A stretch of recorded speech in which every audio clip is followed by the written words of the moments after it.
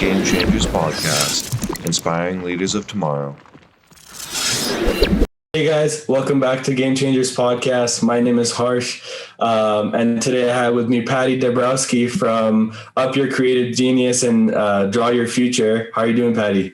I'm doing fantastic, Harsh. Thanks so much for having me here. No, thank you for joining. And I attended your Draw Your Future workshop last week, and it was just such an eye-opening experience. And I knew that I had to have you on. Like, it was just something that I need to share with people. The power of drawing your dreams and drawing, how you're going to change your life, and just the impact it has on your mentality, and just really actualizing it and seeing it, in picture, in color. It was really an amazing experience. So yeah, thank you for having me on as well. Well, it was really a fantastic group, and there were so many people from around the world that it's just a great way to meet people and see what they're up to and help them feel empowered to go after and goal get. You know what I mean? I think there's a lot of people that goal set, but not very many people goal get. And so any tricks and tips I can share, that's what I do.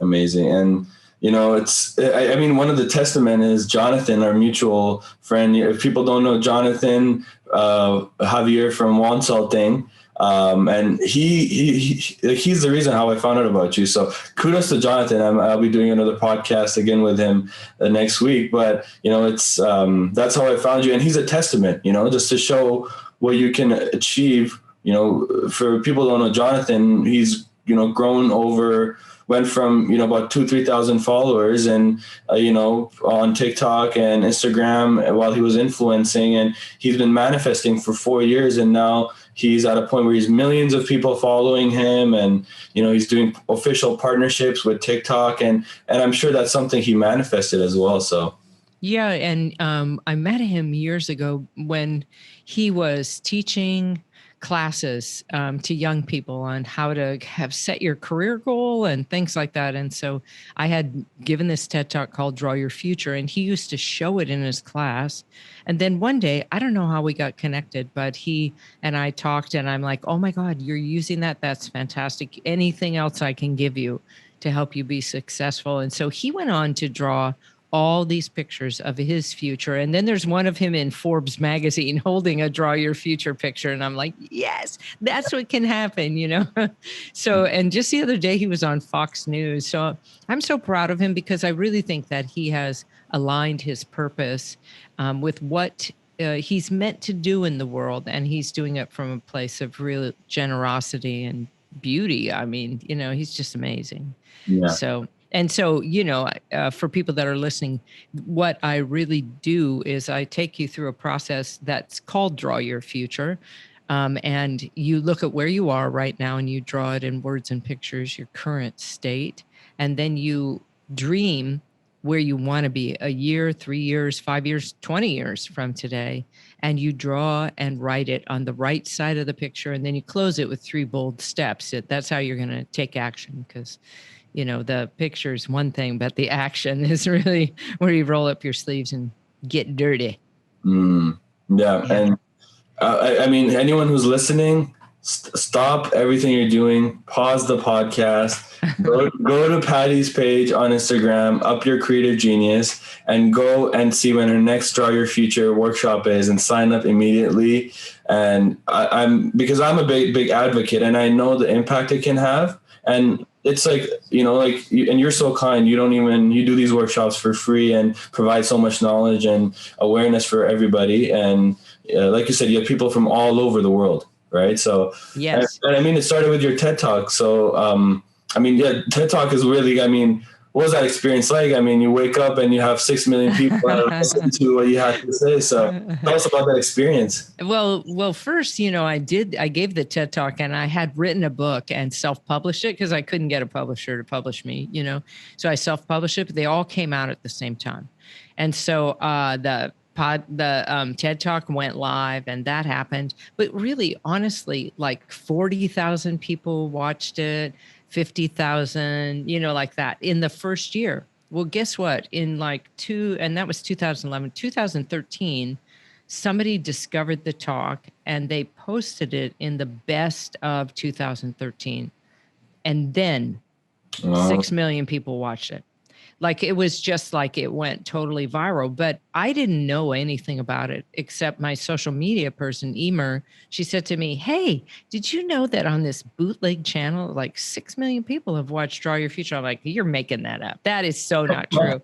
And so I go there and she shows me the back end and she goes, "Look, here's the analytics."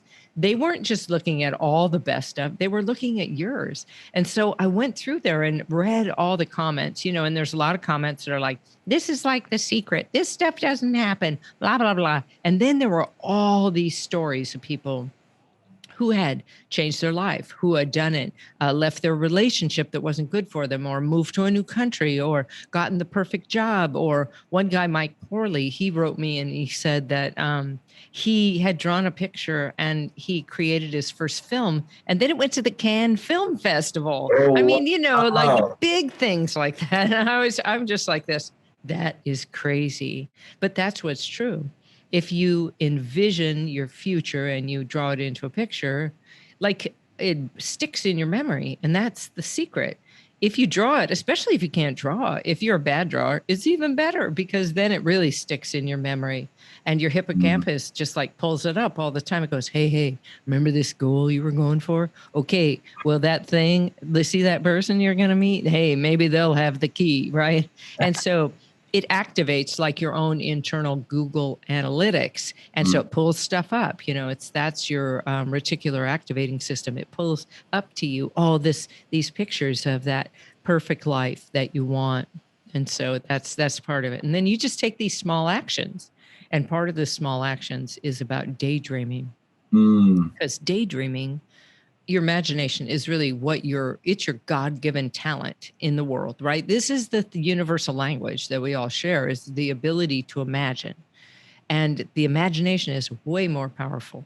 It's way more powerful than we ever knew. And now you're seeing all the studies about it. But before, like, it was even forbidden in my era, forbidden to use your imagination, to visualize something. They thought it was I don't know what, they were like, it was the religious right was really going crazy about it. Like, oh my God, you were trying to influence God or whatever.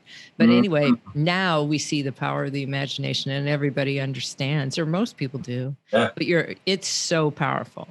And people are coming out, and it really, it's like, you're not the first person that I've heard you talking about manifesting and visualizing and things like that. But, there's always going to be that debate. Does it work? Does it not work? So I guess I want to ask you, for people that are not inclined to believe it, or people that are inclined to believe it, what's like the numbers behind it and like the scientific backing of it? Well, what's true is that your brain, it learns and it sees and it catalogs in pictures. So when people say, "Oh, I'm a visual thinker," or I can't picture anything," or like that, no, that's not true. That's the only way your brain works. Is it sees something, it snaps a picture, it logs it in the hippocampus. It either stores it in long-term memory or it doesn't. It discards it, right? And so it's just like a hard drive.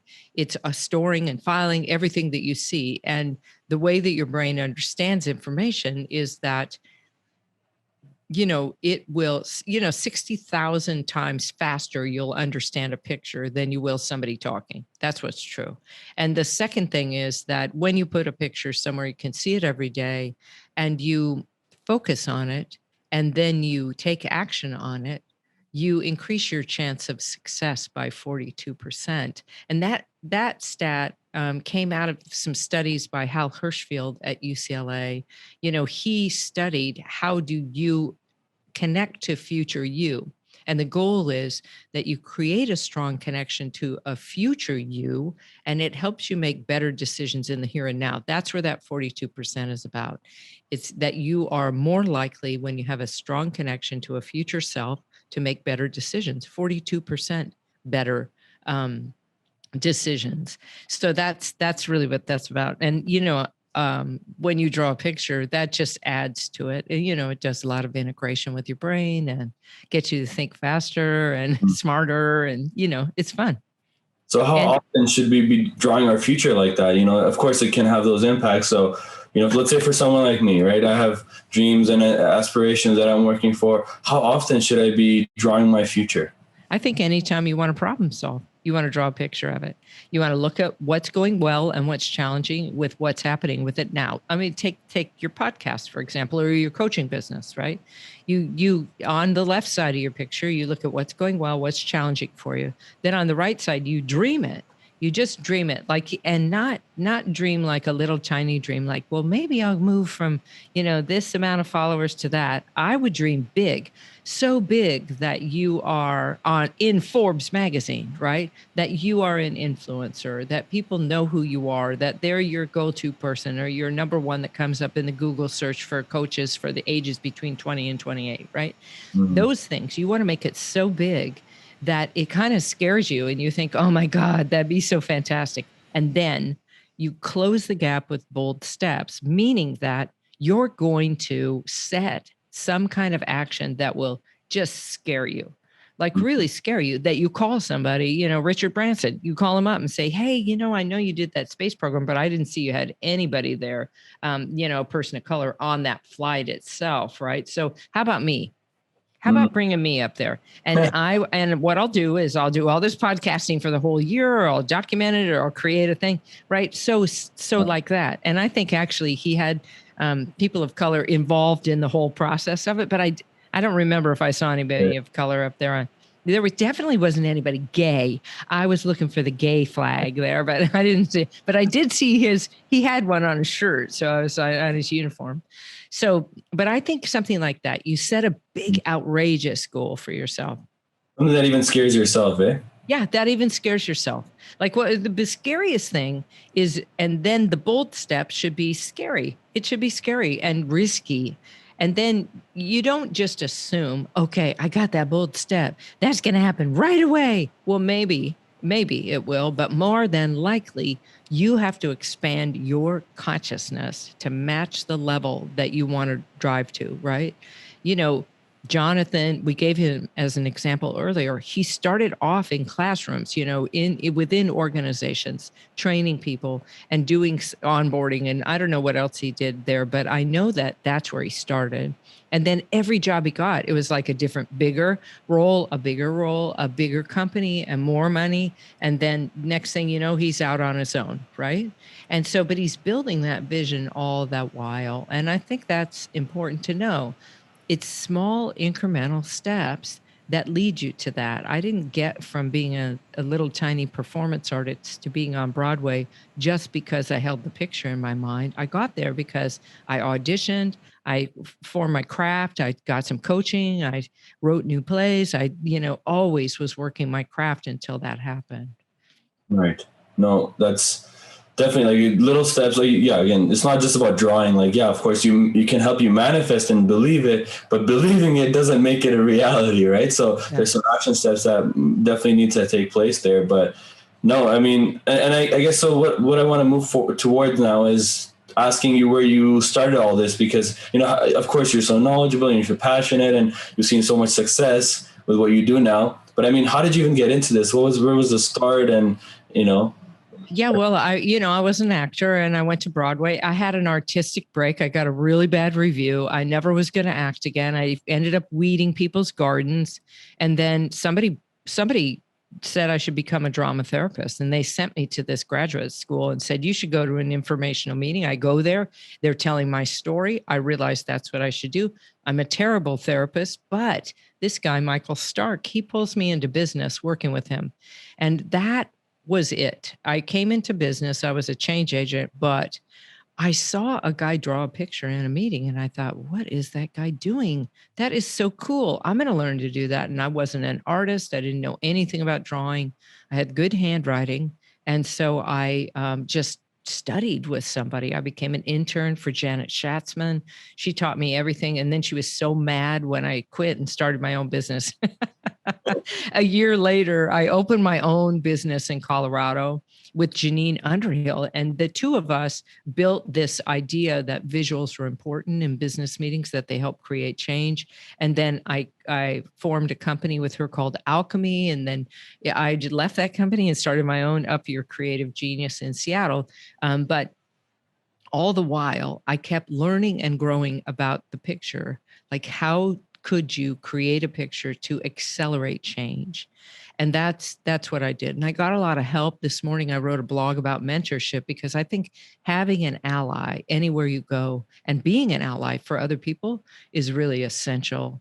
And I get to map for some of the biggest leaders in the world, some amazing women leaders in Hollywood and, different spots like that. I draw pictures of the future for them.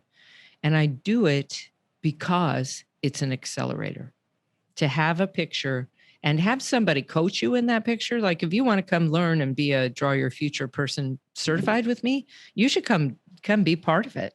Because when you draw a picture, even if you can't draw, and you're coaching somebody and you're showing them and you're capturing while they're talking, like a whole thing happens. They get distance from it, and then they're suddenly in it. And, I had a lot of ups and downs in my career path. You can imagine. I got that horrible review. I was devastated. I thought I would always be an actor, and that didn't happen, So, and I think this is what you have to be prepared for. It looks like you're going down this road, and then you're going that way, and then you go back that way. And you have to be flexible and agile. And the DeBruce Foundation, who I work with now on occasion, they have something called the Agilities Profiler, and you can go there at agilities.org and take it, and it'll tell you like your top 3 agilities. Because being agile in today's world, we're not going to make it if you can't be agile and you think you're going to go and be this one thing. And that's going to be your whole life. Get ready, because that's not the world we live in, right?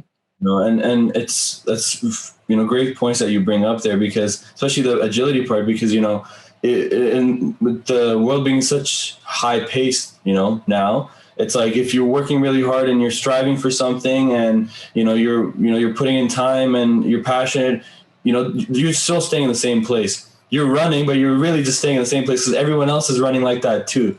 So that's good. That's a good image. We're doing Running Man is really what's happening. It's just one big running man. Basically, visualize it. That's what, everyone's running, and to stay in the same place, you have to keep running, right? So even just to keep up. And so like you said, and one thing I really liked is that agility aspect, because I think it's also about mindset. You saw somebody draw, and instead of saying, we have an inclination as human beings to fear the unknown. Oh, I don't know this, so I'm going to judge it and I'm going to be afraid of it, right? So instead of doing that, you were like, you kind of, it sparked your curiosity, and you welcomed. And I think that's really key in terms of perspective that can happen on a day-to-day basis. We meet new people, we learn new concepts, and having that open-mindedness to really, accept new concepts, and be willing to welcome them and learn from them, and not well, this is how I think and this is my belief, so I'm not going to be open to anything because it's unknown, right? So that's something that I really, really I'm a big advocate of, and I think a lot of people need to learn how to just open up their mental horizon to welcome new concepts, new ideas, new people in their environment. Yeah, and that's what makes you a game changer. That's what's true. I'm a live illustrator, meaning that I draw with pen on paper on the wall. Now, people always want me to draw digitally, and I do digital work just in my studio, though. But now, somebody said to me, hey, I'm going to do some stuff on Mural. And if you don't know what Mural is, it's like an online platform to do interactive experiences. And we're in a hybrid world now. And I was like, hey, that sounds really interesting. And then I went there and I'm like, hey.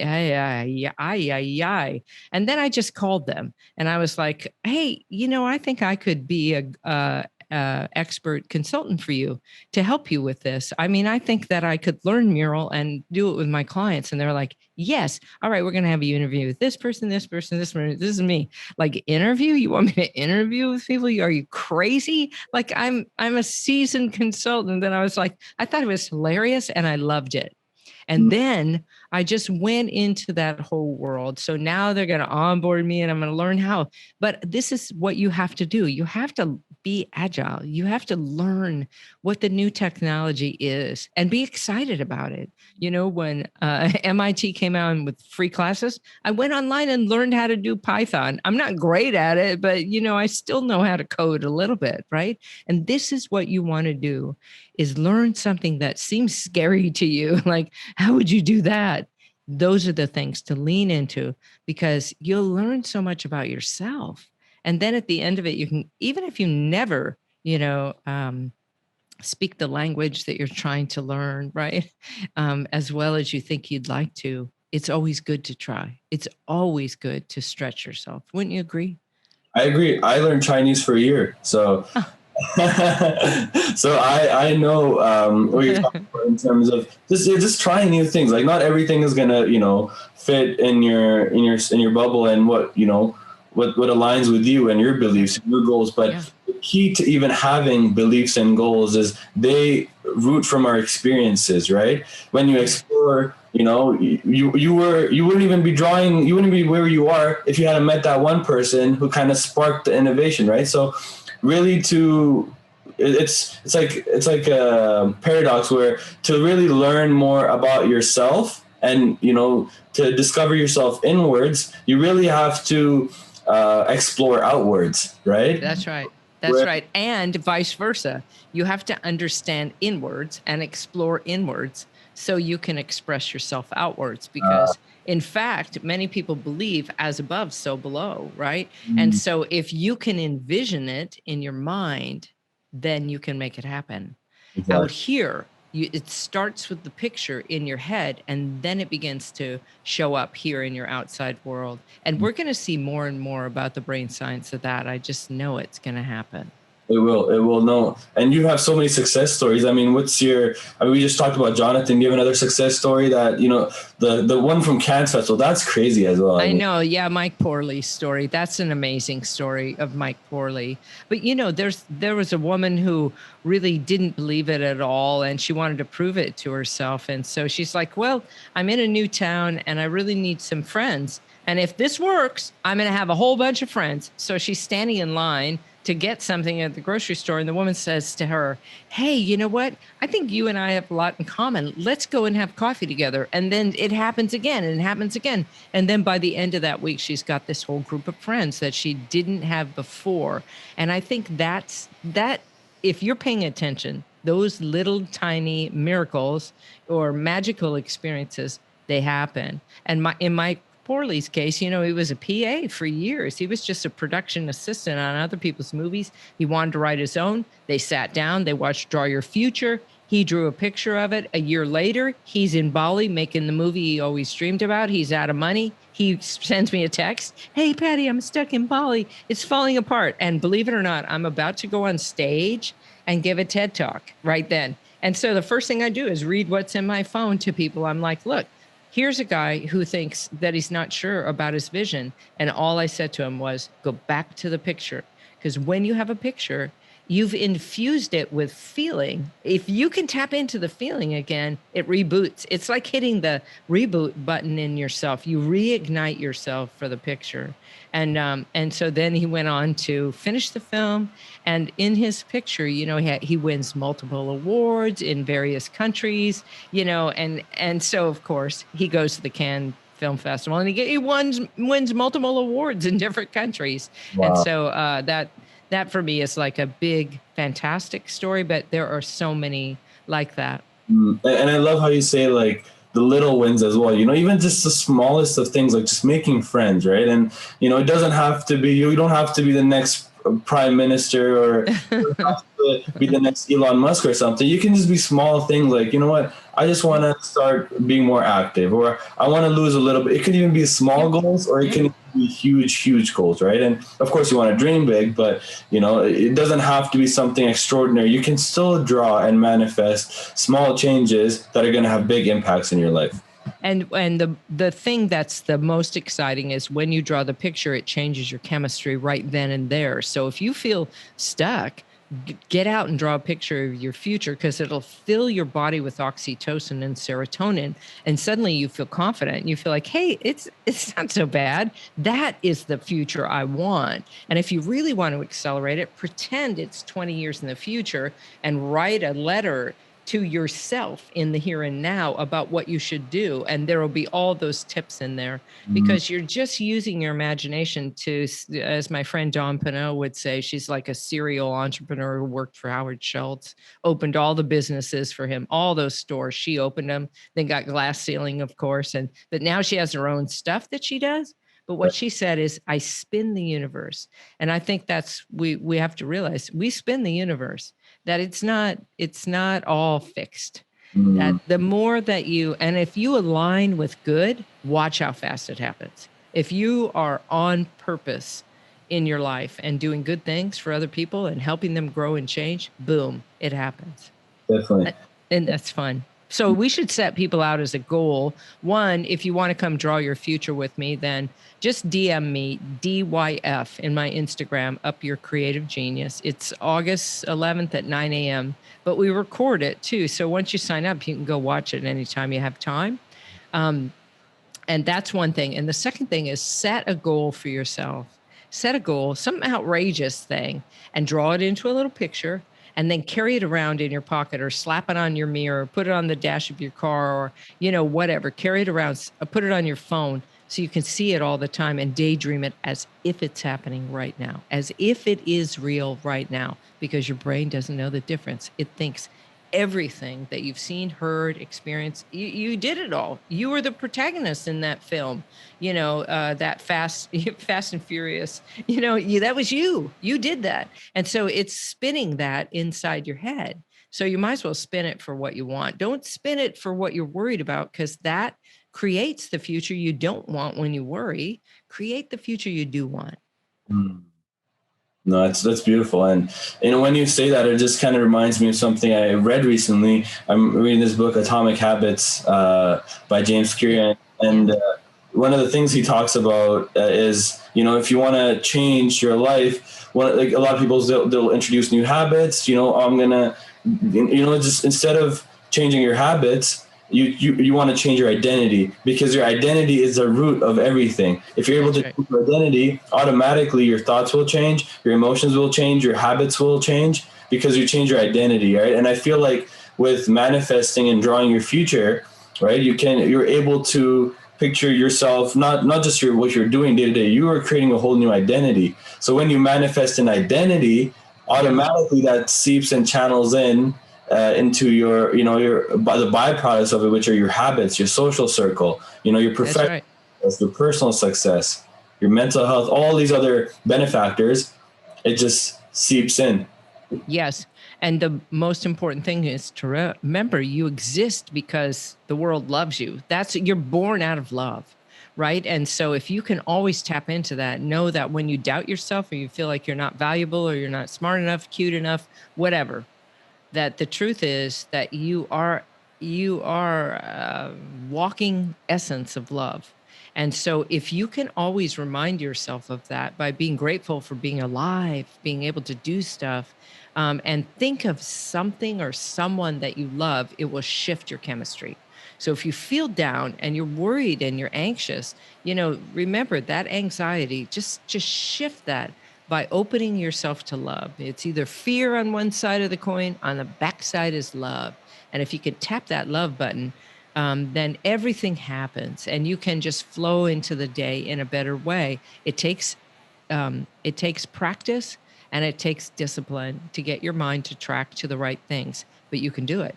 And if you have to put it on, I have 3x5 cards around my desk. I carry them in my pocket. I always have, because I know that my brain is trainable. I'm going to train it for the right things. I'm not going to let it just run rampant, because if it does, it's going to take me and derail me down some track I don't want to go on. So take me the right way, this way. No, that's fantastic. And yeah, I mean, people that are listening, you have to understand that these as powers, right? Just manifesting. And I mean, for you, I want to go back to this because I know you were kind of given a platform through TED Talks, right? So I want to ask, I guess, as someone who aspires, one day in my life, I want to have the opportunity to give a TED Talk, something I will manifest in my Draw Your Future. And I guess I want to ask you, what's I guess, what does it take to become a TED speaker? Well, one thing is just practice. That's what it takes. It takes you practicing. So you got to, if you have a Toastmasters in your town, go do that. If you don't, get this podcasting. This is practice. Every time you get a chance to get on Clubhouse, if you're on Clubhouse or something like Clubhouse, right? Get on stage so that you can speak and practice what you're going to say in advance. So you're not just like winging it, because winging it is not what they let you do in the TED sphere. Like, I rehearsed for 6 weeks before I gave that TED Talk, Draw Your Future, so that I nailed every second of it, right? And that's what you want to do. You have to get yourself to really practice. So practice, then find every opportunity to speak to boys and girls clubs. Start off at the level where you are and your comfort is. And then whenever somebody is working for a company, say, hey, can I come in and do a lunch and learn about something? They're always looking for speakers to come in and talk. So get yourself in there to do a lunch and learn, go show your skills, try to speak at any nonprofit event that's happening. And eventually and here's the other thing, videotape it. Hire somebody to professionally videotape you. If you know it, you're ready, you nailed it, you got your talk all together, hire somebody to professionally videotape it, because that's what they look for. And this is no matter what, that you have a website, and not for every TED speaker, but for many, they want to see your reel of what you've done before. And to give a TED Talk, all you really need is an idea worth sharing. And if you have an idea worth sharing and you can write a really compelling introduction, then every TED platform has its own unique website. Find the website and send your application that way, through there. Get a name, find someone, and that's the way to get there. And then once you get there, and you get somebody who thinks your idea is fantastic, then get some coaching and get up on the stage. So you're going to really nail it when you get up there, right? But you can do it. I mean, it's not, honestly, I would say it's not that hard, but I was an actor, so I understood rehearsal. But I do a TED Talk twice a year. I do get a TED Talk, and I give a whole list of places. We have somebody do research on it so you can get in there, because everybody should give a TED Talk, because every single person has an idea worth sharing. You just have to figure out, what is it? And if you have it, you have to figure out what is it, and you also have to believe in it, because if you don't believe in it, or even if you sometimes we have our own doubts and we cast them onto ourselves. Oh, I have an idea. Oh, it's not worth it. Oh, that's not original enough, or they won't think that's a good idea, or whatever. And you got to wipe that clean, right? Exactly. Yeah. Even just like having that confidence in yourself, and believing that you have something to provide to people. You have what you have is substantial, and you can benefit other people from that. Just believing in what you do. I think that's like a whole different experience that you have to go through as well. You know what you want to do, but that's just the first puzzle, right? That's just the first piece. The next part, you believing in that can make an impact, because once you have those challenges along the way, and I'm sure you can be a testament to this, where once you have those challenges, those problems, those, when things aren't going your way, are you going to give in to the doubters that believe in you? Or are you going to say, you know what? I believe in this, and I'm going to continue pursuing, because even if the rest of the world doesn't, I believe in it. Right. That's right. That's right. And, there's Brene Brown would always talk about the people that are in the arena. It's easy to get the cheap seats. Then you can make comments about people. You can make fun of them. But the arena is where you really want to play. You really want to step into the arena. Even if you're shy, the arena is the place to test your wings and test an idea out, and know that, they have in the TED thing, they have, honestly, when I gave that TED talk, I didn't really understand the brain science. I just made it up until I figured out the brain science so that I could actually stand behind it when I was on stage. But I made that up at first about your eye and the thing and closing the gap. I mean, it's in there and you'll see it and you'll be like, huh? And that's how I was. I had to prove it, because I was going to say it. I had written it in my talk and I didn't know where it came from. And I think that's part of it too, is know that you can find the research to make your idea worthy if you need it, right? But you don't always need it. Sometimes, this one woman gave a TED talk, and when I train people in drawing, I show it, and it's about saying thank you, and asking for what you need, right? And this is so important. And so when you're looking to get to know, is it good enough? Am I good enough? You can ask people that you trust, to give you a little feedback, and that helps too. That's what allies are for. I would never be where I am if I didn't have Michael Stark, if I didn't have Janet Schatzman or Dale Souls, who helped me get on Broadway. All of these were mentors to me, and they changed me. Yeah, no, and that's what it is. Like, just meet people that you meet along the way that can really, you think you're headed, like you said, you think you're going a certain way, but then the universe said, exactly.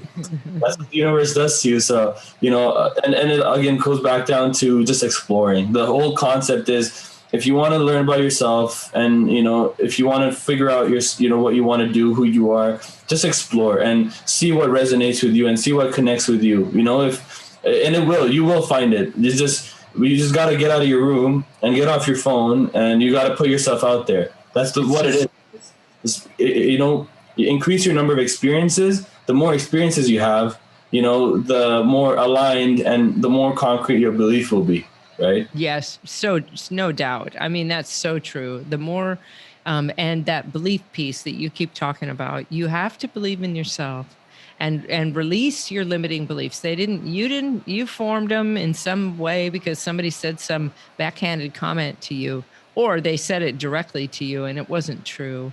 So don't believe what other people say. Believe what you believe, and that will help you to move farther, faster. And remember, everybody is essential in your steps. So be grateful. Be grateful for everybody that comes in there and helps you. Definitely. And I mean, that's such a beautiful point. I feel to close on, because as we come towards close, I mean, just being grateful, and for people, just taking out 5 minutes of your day, right? Just because as human beings, it's something I think I should share. They taught us this when I was in my life coach training, where they said, as human beings, like psychologists say that, what neuroscience says is we're always in a state of complaining, and because that's to us, we're evolutionary. We want to improve, right? When we want to improve, we look at what's not working, not what's working. That's right. It's so true. We do. That's what we do. See, I was just taking a picture because I think we better just take one like this. This will be super fun. Because you have to focus on the things that you want, not the things you don't want. Exactly. And just remember that. Always focus on the things you want. Oh, I'm going down. I'm thinking about how my butt's too big or whatever. And now really, it's in that song. Is my butt too big? Yeah, it is maybe, but who cares? Just love yourself the way you are. Exactly. Because that's essential. Exactly. And taking in, instead of, like you said, not looking at what you don't have, but looking at what you have, because that's just how we are as human beings. If you're complaining all the time, and if you're someone who is always looking at what's wrong, that's just how you are. There's nothing wrong with you. That's just how we are as humans, right? So you just have to make a conscious decision to consciously be grateful every single day and acknowledge what you do already have. And like you said, if you have a nice butt, if you have a big butt, then appreciate your butt, right? That's Exactly. be happy though. You strive for more, but also find things to be grateful for and content with, right? Yeah, fantastic. Well, I'm grateful for you and this podcast because it was really fun to talk to you, and it was really great to meet you. I'm so glad you came to the Draw Your Future. So, anybody else who wants to come draw your future with me, I always do it the second Wednesday of the month at 9 a.m. my time, Central Time. So if you just follow me on Up Your Creative Genius on Instagram or at my website, you'll find out about it. Definitely. And we'll be, when we post this up, we'll definitely be sharing all your work and, a lot of this of course, the podcast as well. And, your social media and everything. So yeah, Patti's very responsive. So anyone, if you have any questions, and if you want to, take part about her workshop, or just go to her website. I mean, just go to her Instagram page, and she has so much information there, or you can just contact her, and she's great in terms of communication, and she'll definitely answer your questions. So feel free to reach out to Patti and even share your dreams, and, and I'm sure she can help you draw your future as well, whatever you're working for. Yeah. Fantastic. Yeah. Cool. All right. Thank you guys for watching, and thank you, Patti, again. Thank you. Thank you so much, Harsh. It's great to be here. Thank you. Thank you. It's a blessing to have you on. And like you said, I'm grateful. I'm so grateful that I was able to meet you and learn so much from you. Even today, I learned so much from you. And that the other day with the Draw Your Future, it was a life-changing experience. So thank you for coming on and for this opportunity. And thank you guys for watching, and stay tuned.